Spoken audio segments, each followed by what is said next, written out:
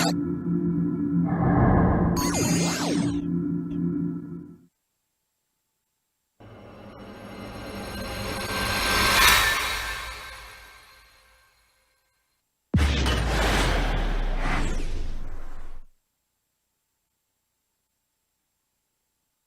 time for Remodel Revolution.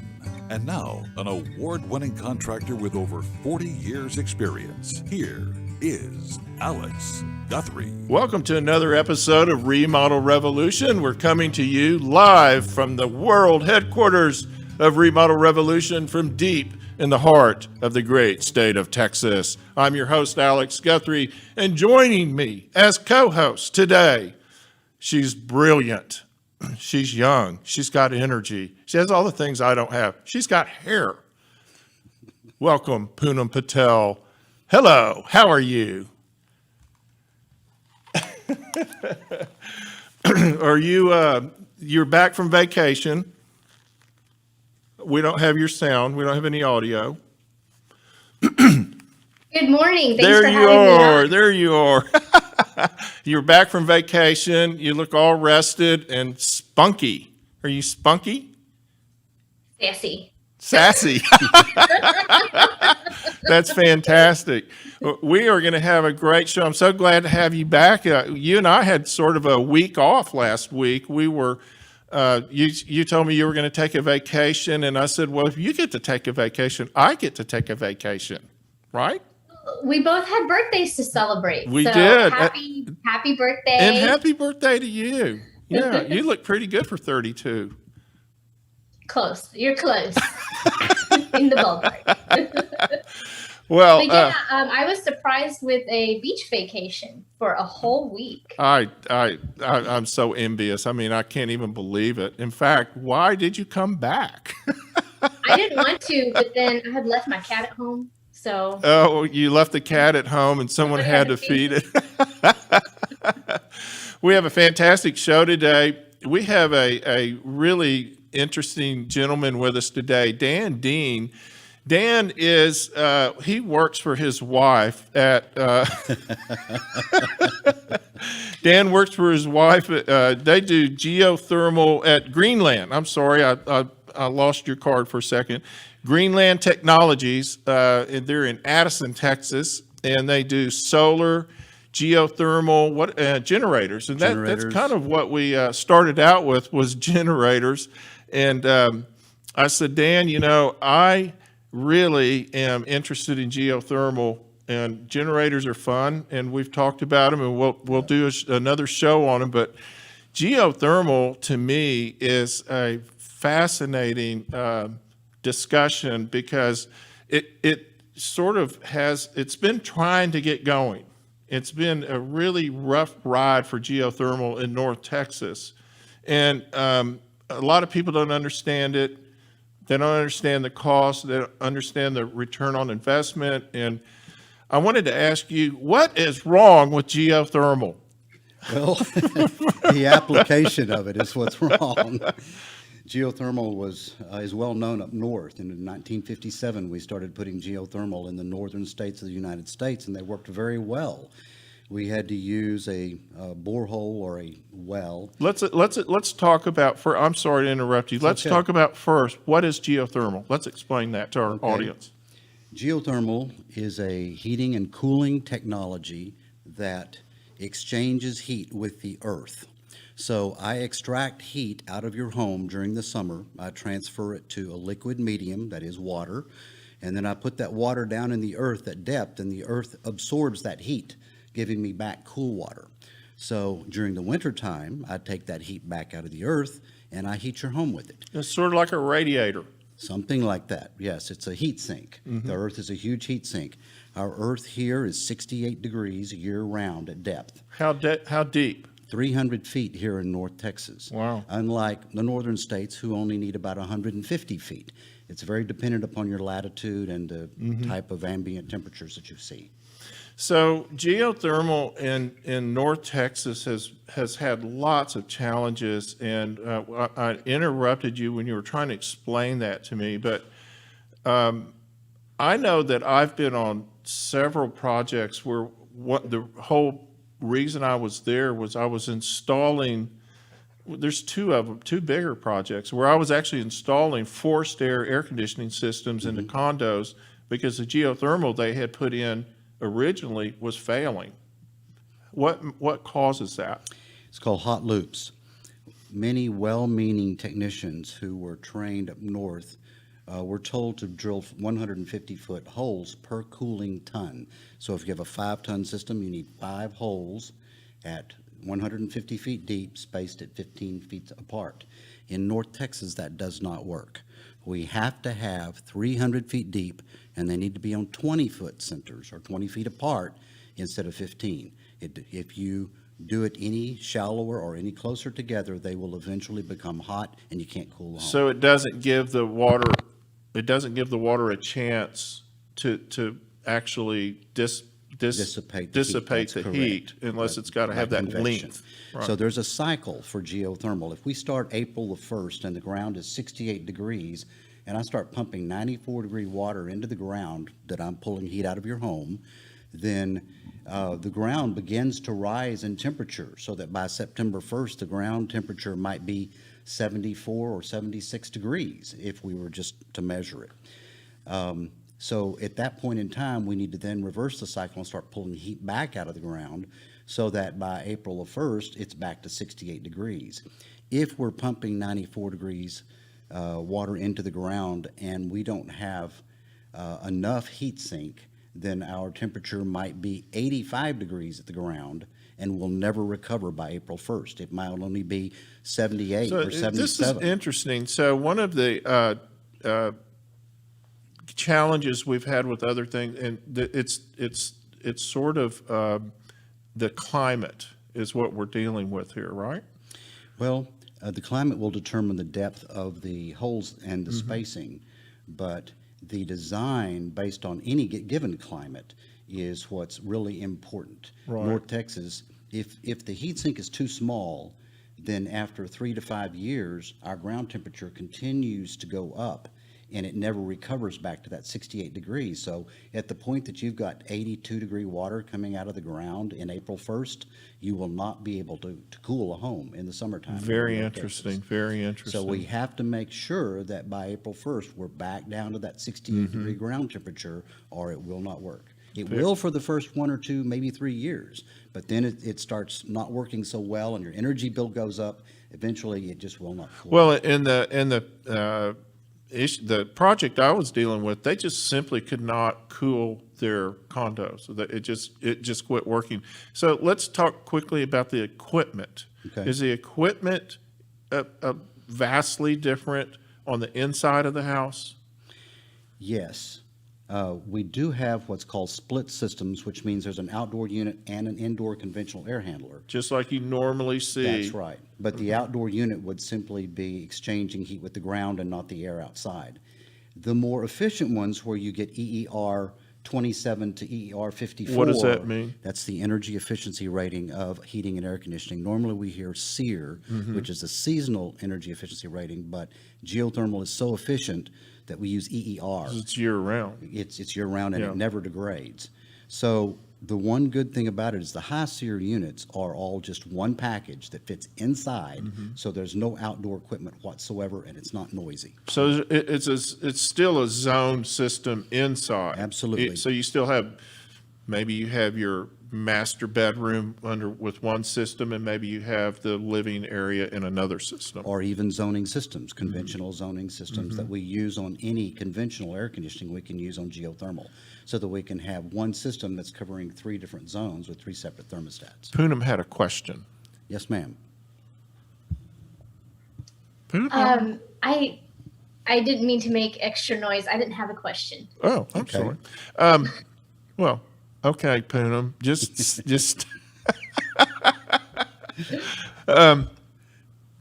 the cost of geothermal has always been a really a big hindrance to people wanting to use it. And it still is, to some degree. It's about 2.5 times the cost of conventional. If you look at apple to apple, same ductwork, same thermostats, same zoning systems, same everything, you're going to get 5 times the efficiency. So you're only consuming 1/5 of the amount of energy. But that savings in energy has to be able to pay for it somehow in some amount of time. Now, right now, the federal government's giving a 26% federal tax credit if you install geothermal. Sometimes you can get a local incentive from the electric company, maybe $2,500. But last year, the incentive was 30%, which was helpful from the federal government. And next year, it'll only be 22%, and then we're going to have to try to renew it.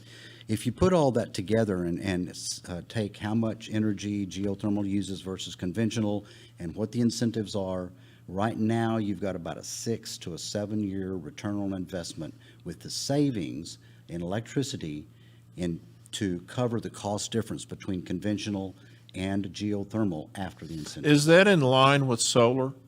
No, solar is about 10 to 12 years still, and that's including for instance, Encore gives about a 25% cash incentive, and you still get a 26% tax credit, and it still takes 10 to 12 years to pay for it. Wow, that's interesting. So geothermal's a better investment. Okay, so let's compare that with a standard split forced air system in like a foam house. One of the things that my regular AC guys will say is they say, well, I can put that system in so much cheaper, and if you put it in a super well-insulated, tight house, how do you actually ever really how can you compare that, or can you compare that?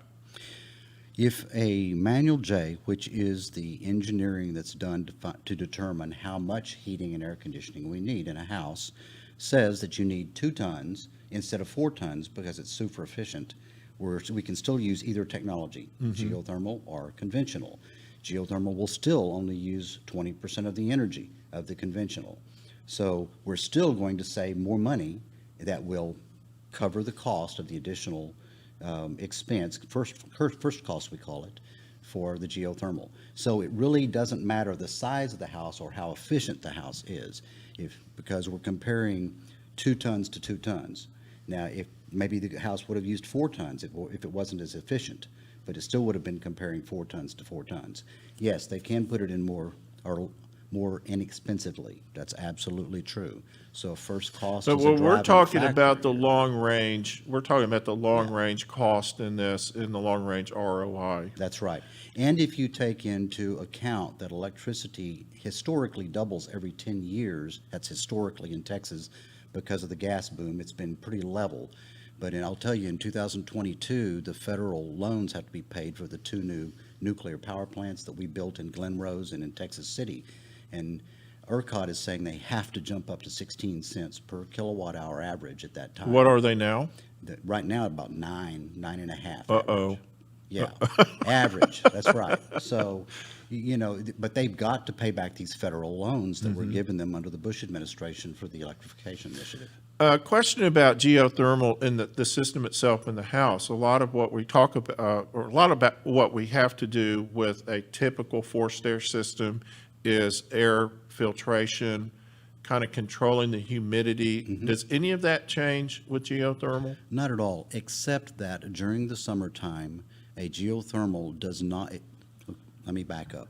A conventional system is rated at 84 degrees outside. If it's SEER 16, that means it'll perform at that energy rating at 84 degrees outside. At 100 degrees, it's only about half of that. So Right. it's only a SEER 8. A geothermal, if it's rated at EER 27, will still be operating at EER 27 at 110 degrees. Wow. Because it's looking at the earth temperature, not the outdoor temperature. Does it It's always the affect same. how comfortable it keeps the house? It does, because it removes more humidity. The colder the air we can discharge or create inside of the unit, the more moisture that we can remove from the air. That's fascinating. So it feels more comfortable, even though you're 2 or 3 degrees above where a conventional system would be, because the air's drier. So let's talk a minute about the installation of the geothermal system. Okay. So you have all these pipes going underground, Mm-hmm. right? These big, how big are they? Each hole has a 1-inch pipe So going they're not down and real a 1-inch big. pipe going, it's just Okay. a 4.25-inch well water hole. Now, the headers or the pipes that connect them together can be up to 2.5 inches on residential Commercial can get much But larger. they're not like these big They are giant, okay. So when you're locating that system, Mm-hmm. what's the preferable, you have a geothermal, I've heard it called a field where it's out away from the building. Right. But I've also seen some that are under like in a basement. We can do that. Once the geothermal loop field is drilled, it is buried 4 feet below the grade level, and you can build a slab right on top of it. It's made of high-density polyethylene, which will last much longer than you and I will ever be around. 250 years is what they expect, and the building will fall down before the geothermal piping ever has a problem. So there's not a maintenance, typically maintenance? to the loop. Not if it's done correctly? That's correct. Not if it's done correctly. The manufacturers of the loops actually give you a 50-year warranty on their portion of the loop that they give you. That's very interesting. I know that I've dealt with a few houses that have it, and like I was saying, these condos, and we just, of course, just scrubbed it. We had to go in and replace all the equipment because it wasn't done correctly.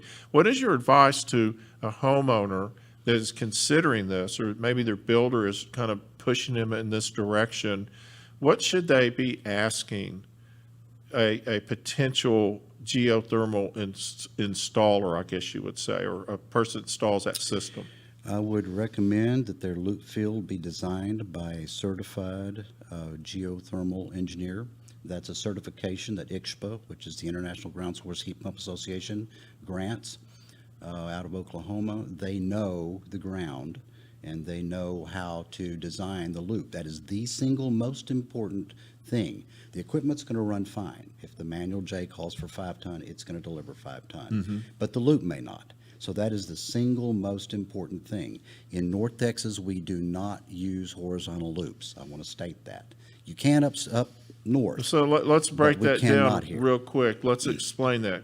So a horizontal loop is one that would go out away Yes, at a certain you depth. would dig down 10 feet and create a big swimming pool, basically, of 10 feet, and you would coil all horizontally in Right. big layers. The problem is the first 30 feet of our soil here in North Texas expands and contracts. And whenever it contracts, It fractures. It pulls away from the pipe, and we don't have thermal conductivity. What that means is I can't get the heat into the ground. Right. It just comes right back to the unit. Right. And the units fail. So horizontals here in North Texas do not work. Vertical is the only way that we recommend doing it here in North Texas. That's one of the interesting. things you want to look at. You want to go vertical. Get your loop designed by a certified geothermal engineer. That's the critical thing, and that doesn't cost much money. It's only about $500 to $700. Then let your technician or your HVAC company of choice install it for you using, there's a 3 or 4 But you want to really use good- a company that understands geothermal. You I mean, really you're not do. I know that a lot of people jumped into this initially not really understanding it, and this is a big part of the problems I that had a have been caused by customer it. come to me, and his HVAC company wanted to use a plumber to install the geothermal field. And I said, that's probably not going to work. You do want somebody who has a history of installing geothermal. There are a lot of ins and outs and problems that you can have with geothermal, such as bubbles are your enemy. You cannot have bubbles form inside of a geothermal loop.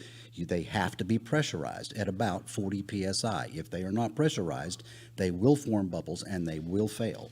So there are things that we have worked out over time in how we design the loops and how they interface with the units in the house so that we don't have a problem for the homeowner. So They're speaking of maintenance-free. that, do you feel like we're at a point with geothermal where we've kind of worked the bugs out of it, and we pretty well have a system that's dependable and I do. reliable?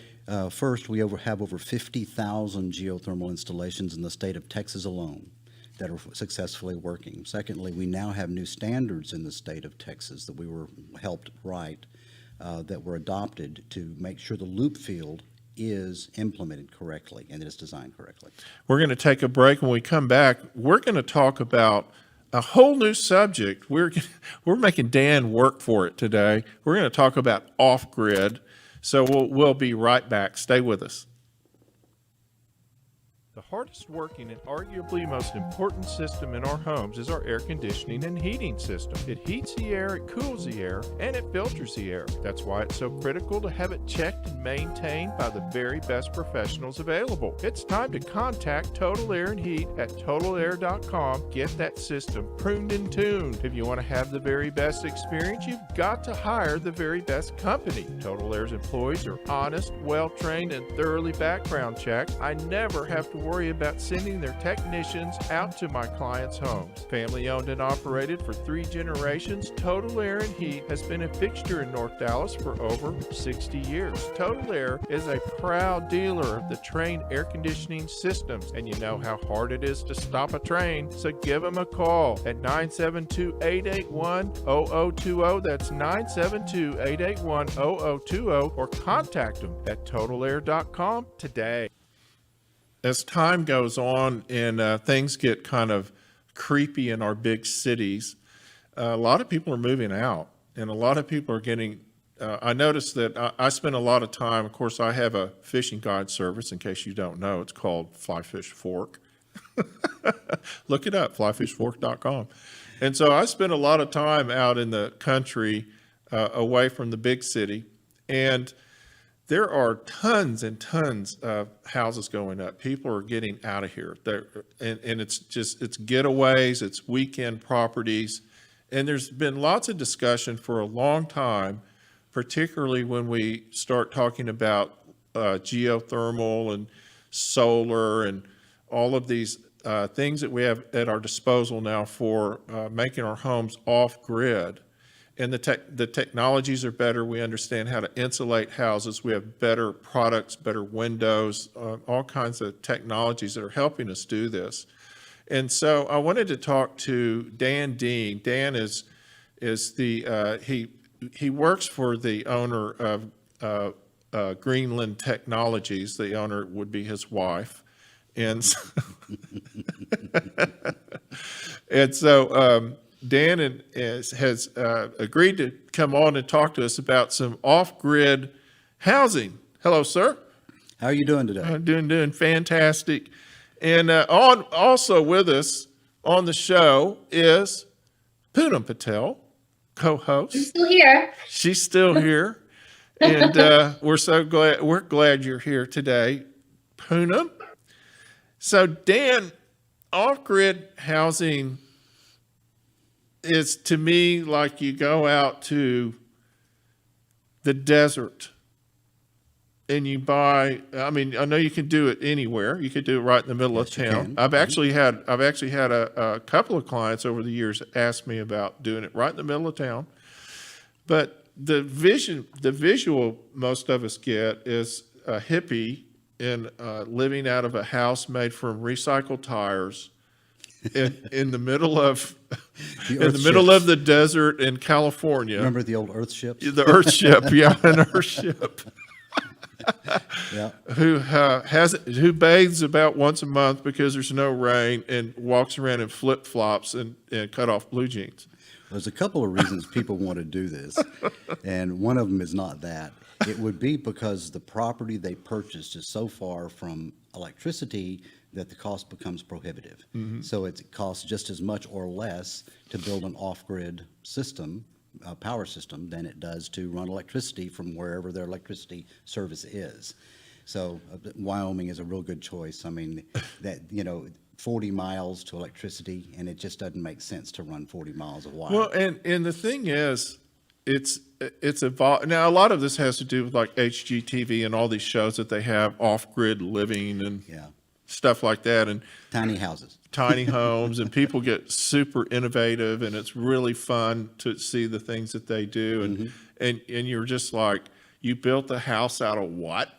It's containers. You went to the trash dump to get your, and so I wanted to talk a little bit today about if you decide you want to do off-grid, and my dream would be to have a totally off-grid house, but still watch my big screen TV and That's right. and have my air conditioning. And so let's talk a little bit about some of the things. And the first thing that comes up is a power source. And a reasonable power source, of course, would be just the sun, That's right. And just it's free. solar. Just the sun coming through the glass in a glass roof or whatever in the wintertime. But then if you're in Texas or if you're in the desert in California or even in Wyoming, it's going to get hot in the summertime. It can. What's interesting is most people, I'll give you a little tidbit here. Solar panels work less efficiently when it's hot than when it's real cold. Really? They're silicon. Silicon likes to be cold. So you get more voltage and more power out of a cold solar panel than you Cold, do a hot sunny, one. a sunny, cold day. That's right. A Yeah. sunny, cold day is where you get the most Wow, power. that's fascinating. A little tidbit there of information. Huh. So Just like the rest of us. yes, I like the cold too. I agree. There's a couple of technologies for solar, especially if you're in town and those people are trying to do grid tied or off grid. I get asked all the time about the Tesla tile solar panels that go on your It's roof. fascinating. And they look Yeah. beautiful. They really do. And they work. The problem is they only produce 1/3 of the amount of energy per square foot than a rigid panel does. So you're going to buy a lot So let's more of back up and let's explain exactly, get more specific about what you're talking about on these Okay. panels. All right. So these roof tiles look just like shingles that go on top of a roof. You cannot tell the difference between a shingle and these solar tiles. And so And they this look technology has beautiful. been evolving because I've been seeing this for 10 years or so. Yeah. And there's been all sorts of interesting innovations. I don't think it's all coming out of Tesla. It could be. There's been, I think it's Elon's relative, like his uncle or cousin, oh, really? who design and makes them. Yeah. Oh, that's interesting. I did not know that. He's the marketing engine. Yeah, he's doing pretty good at that, isn't he? He is. There's been like Brilliant at it. films that you could put on windows. There's Yes. been the shingles. Yep. They're pretty much figuring out how to use all different types of material for solar capture. Right. So you have to look at the cost of how much those shingles are going to cost and then how much you're going to produce. That has to work into the ROI. Some people would not have a solar panel, rigid solar panel on their roof because they don't like the way they look. The ROI is going to be quite a bit longer, but if you have to have solar, you can use the solar tiles. Are they resistant to like hail and? The solar tiles are resistant to hail. They're flexible. They are a flexible solar panel, and you can see and buy the roll-up solar panels that you can charge batteries with. Right. They have about 6% efficiency is their rating. A rigid solar panel, which is the ones that you see out there with the big frame, the Big metal square, frame on it, yeah. and they're about 65 inches by 40 inches, those have 19 to 27% efficiency. So they produce 3 to 4 times more power per square foot than So you can those use a lot tiles. less of them That's right. than like the shingles. You'd have to do the whole roof, but the panels you could do less than that. Well, you would need as many of them. You might not be able to make a big dent in your electricity bill if you were just roof your house with them because of how much they're producing. Whereas you might be able to make a big dent in your electric bill if you covered the south face with the rigid solar panels. So when we're talking about solar and any energy that we're producing that's off grid, the most important part is the storage. Okay. And the most important part of the storage is the nighttime That's right. when you're going to use it. Batteries usually is what we use. So there are different battery technologies. The big thing right now, of course, everybody knows about the Tesla wall. The Tesla wall is a lithium ion or LiFo technology, which is a very good technology. It doesn't have memory problems, which I'm not going to get into all the details, but batteries have memory loss. They lose their memory. Right. So you can discharge them fully and then charge them all the way back fully, whereas you cannot do that with a lead acid battery, which is kind of the kind we have in a car. It's a lead acid battery. We only use AGM on off-grid systems, which is an absorption gas mat type of battery. It's maintenance free. You don't have to fill it with The water. or lithium, the anything. lithium battery is a sealed It is. maintenance-free And battery. there are lead-acid batteries that are also sealed, that are maintenance-free. The lithium costs about 3 times as much as lead-acid, so you've got to be prepared for that. The life expectancy is going to be about the same, but you only have to have about half as many amp hours as you do of lead-acid. Okay, to so I operate your go house. into this battery light bulbs and batteries, whatever store, right? And I have, I'm looking at the batteries, as I have, at the time, I had a kayak and I had lights on it and a fish finder, and I needed a nice little battery. And so, now normally I'd get just like a motorcycle battery. So these batteries, for those of you that don't deal with this, they're rated on how many amps per hour that they produce. So if you have, and this is really interesting when we're talking about off-grid, because when you're talking about off-grid now, you've got LED lighting, you've got all this really low voltage, you could live low voltage basically. But that battery, the lithium battery that was very expensive, it was way, way expensive, I could hold in one hand. It was light. I mean, I was shocked at how light it was. I take the same battery in a lead acid battery, and it weighs 50 pounds. It is just, it's incredible. The technology The is far technology superior. is just incredible. You pay for it. It used to be 10 times as much in cost, and it's down to about 3 times, so it's getting better. I think one of I have the, a question. yes, ma'am. Dan, can you help me put things into perspective? Sure. So let's say a house has, I don't know, let's just say a $200 electricity bill. And if you break down energy consumption within the house, so, electricity is X percentage, TV and internet, the majority of the usage would come from the HVAC system, correct? That's correct. In North Texas, that's 50 to 70% of your total energy consumption per year is going in to be air conditioning and heating. So if 60 to 70% of the usage is coming from HVAC, I guess it would be fair to say, 60% of $200 would be the cost that a homeowner would be needing to consider in terms of the ROI.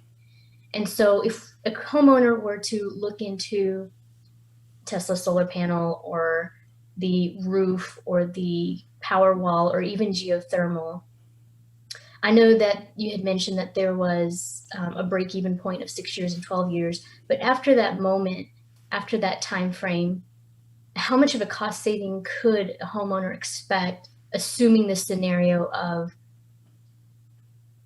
$200 electricity bill and 60% of it being used for HVAC? Because I think one of the roadblocks as a designer that we run into is when clients ask us these kinds of questions, we don't have those answers. And so I remember a long, long time ago, I was trying to convert the numbers of like the kilowatt, and I looked at just an appliance, just a small test, like how much electricity does the refrigerator use? And I looked at the spec sheet and then how much electricity that item provided.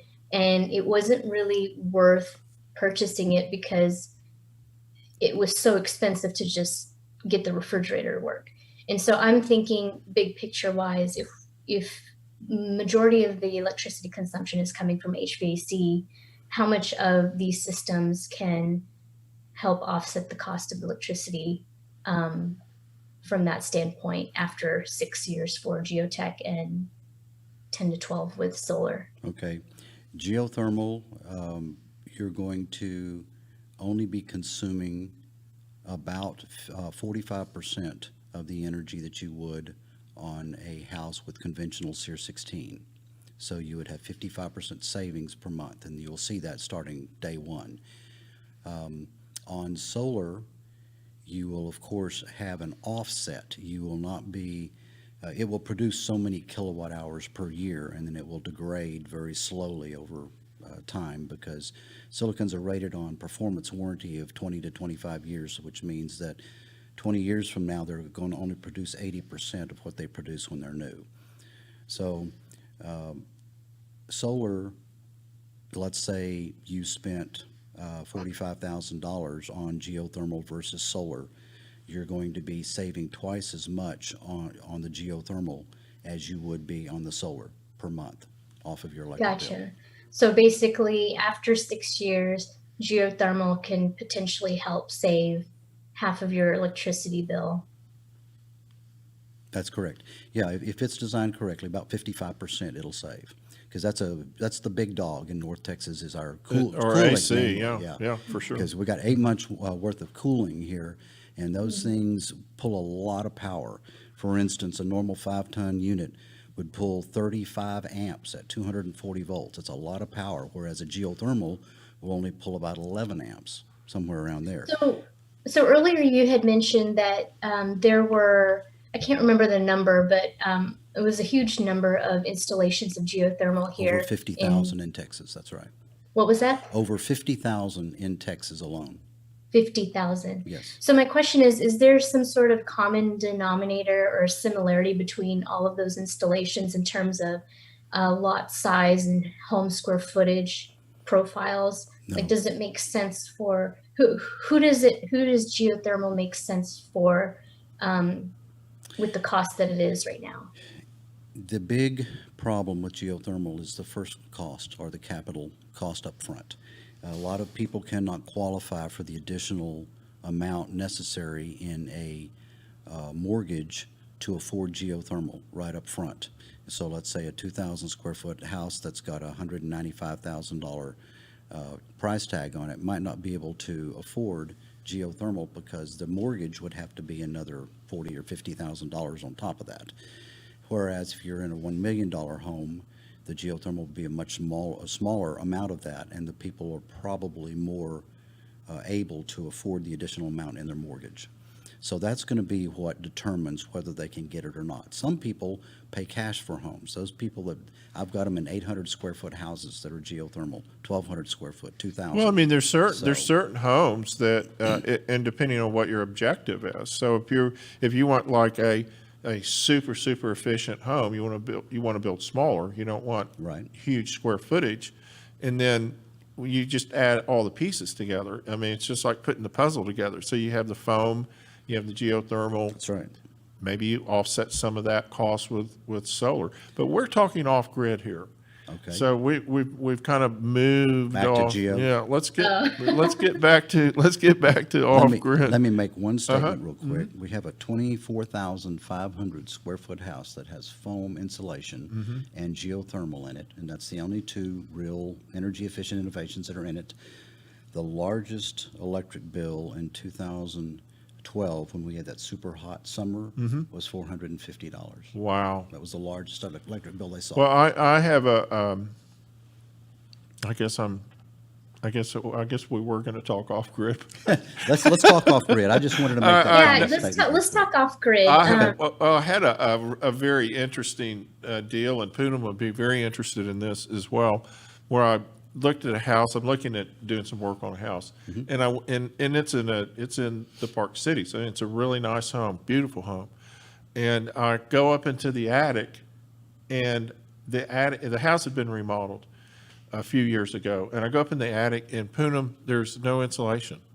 I mean, Oh, wow. literally, I'm looking at the sheetrock.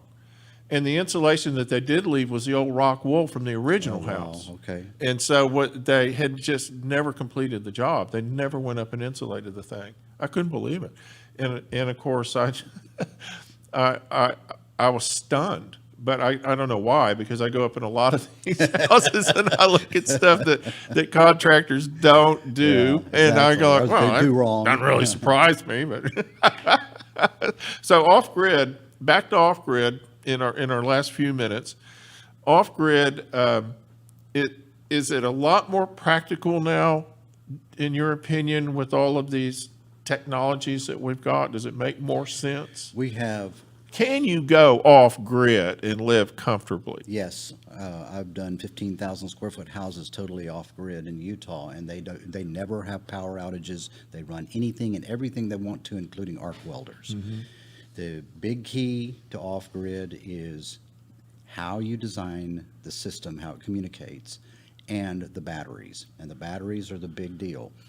As you can imagine, if we're using solar, we have to design for the shortest time of the year when we only have 9 or 10 hours of light, not when we have 16 hours of light in the summer. So if we're going to keep the batteries charged, we have to not only provide all the power for the house during the day, An alternative but power source. we have to also charge batteries enough to run for 16 hours at night whenever there is no When sun. it's a kind of a reverse Right. of daylight. And- What about snow and cloudy days and, certain Whenever parts they of it? cover that up, snow can occlude the solar panels temporarily, but the solar gain will eventually melt it off if it stops snowing.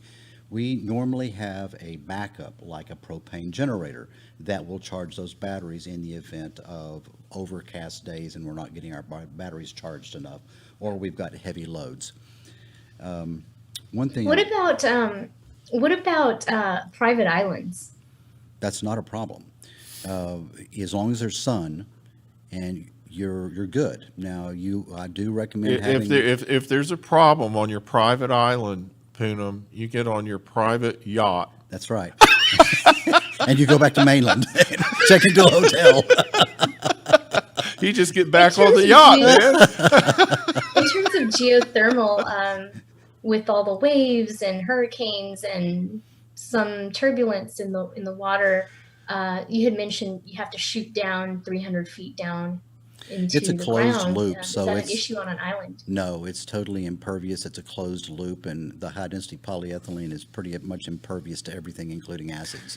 So it We doesn't have care to what's going on. we have to stop. We're out of Okay. time. We're out of time. We still have another break we have to take, and so I And really then we'll talk about off-grid. I really enjoyed our conversation today. Really appreciate you coming in. You're very and welcome. I did too. It's really a lot of fun talking to you, and your wealth of information, your wealth of knowledge is just phenomenal. So we're going to continue to do this. We'll drag you back in here I would if enjoy we it. have to. That's Dan Dean with Greenland Technologies, and this conversation could continue all day, especially with Poonam asking her great questions. Thank you, Poonam. Thanks, Dan, for answering them. We're going to Absolutely. take a quick break, and then we're going to come back and close out the show. We'll be right back. Imagine this, a totally customized, organized, and beautiful master closet. A home office that fits right into a perfect space. A pantry designed specifically for your storage needs. Imagine your home totally organized. It's time to call the design professionals at Closets by Design DFW and turn your dreams into a reality. With a design staff over 30 strong, Closets by Design works directly with you to create your dream space, and they build it locally, helping support the DFW community. Check them out at dallas.closetsbydesign.com or call them at 972-361-0010. Use the promo code RRV to find out about the amazing specials and discounts available. That's dallas.closetsbydesign.com or call them at 972-361-0010, and don't forget that promo code RRV. Closets by Design. What a fantastic show today. I had so much fun. Don't forget to check us out at Remodel Revolution on Facebook. We're on YouTube. And check out our podcast. We'll have this show up on podcast here in a couple of days. And thank you, Poonam Patel. We really appreciate you taking the time, and I had to beg you a little bit, but you came on, and I really appreciate it as always. Thank you, Dan Dean, and thank you, Ziggy Becker, our engineer and the boss of the studio. Thank you, On Air Media. We love working with you. And of course, our sponsors. Please check out our sponsors and please buy their products. They're what make this show happen. And of course, our audience. We love and adore you. Thank you for all the emails we get. It's always fun talking with you online, so don't ever not send them. If you have a question, send it to me, Alex at remodelrevolutionradio.com or remodelrev.com. Also, check out our Instagram. You can send me questions at Facebook at Remodel Revolution on Facebook. And until next week, this is Alex Guthrie signing off. Have a great week, folks. The views and opinions of this program are for educational and entertainment purposes only and are not intended to replace the recommendations of a hired professional. You can catch Remodel Revolution anytime. Follow the show on the website, remodelrevolutionradio.com, or on social media, Facebook, Instagram, and Pinterest, using the handle at Remodel Revolution Radio. You can always listen to the show on iTunes, Spotify, Google Play, and TuneIn, and watch the show anytime on YouTube.